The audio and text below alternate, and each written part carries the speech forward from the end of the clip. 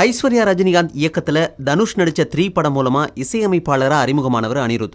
தன்னுடைய உறவினரான அனிருத்தின் திறமை மீது அதீத நம்பிக்கை வச்ச தனுஷ் கொஞ்சமும் யோசிக்காம அவரை திரைத்துறைக்கு கொண்டு வந்தார். முதல் படத்தில் இடம்பெற்ற கொலவெறி பாடல் உலகம் முழுக்க பிரபலமாக அனிருத்துக்கு அறிமுகமே பிரகாசமாச்சு.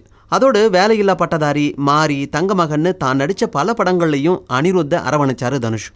தமிழ் சினிமா துறையினர் கண் வைக்கும் அளவுக்கு நெருங்கிய நட்பு வட்டாரத்தில் இருந்த தனுஷுக்கும் அனிருத்துக்கும் கடந்த சில மாதங்களாக கருத்து வேறுபாடு ஏற்பட்டிருக்கிறதா தகவல் வந்துச்சு.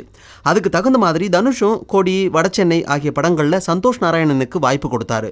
இருந்தாலும் ஒருவருடைய படத்துக்கு மற்றொருவர் சமூக வலைத்தளம் மூலமாக வாழ்த்துக்களை பகிர்ந்து வந்தாங்க. ஆனால் இப்போ தனுஷ் தன்னுடைய ட்விட்டர் பகுதியில் இருந்து அனிருத்தை அன்ஃபாலோ பண்ணிட்டாரு. இதனால தனுஷ் அனிருத் மோதல் வெளிச்சத்துக்கு வந்திருக்கிறதா பேசப்படுது. ஆனா அனிருத் இன்னமும் தனுஷை ட்விட்டர்ல ஃபாலோ பண்ணிக்கிட்டு தான் இருக்காரு.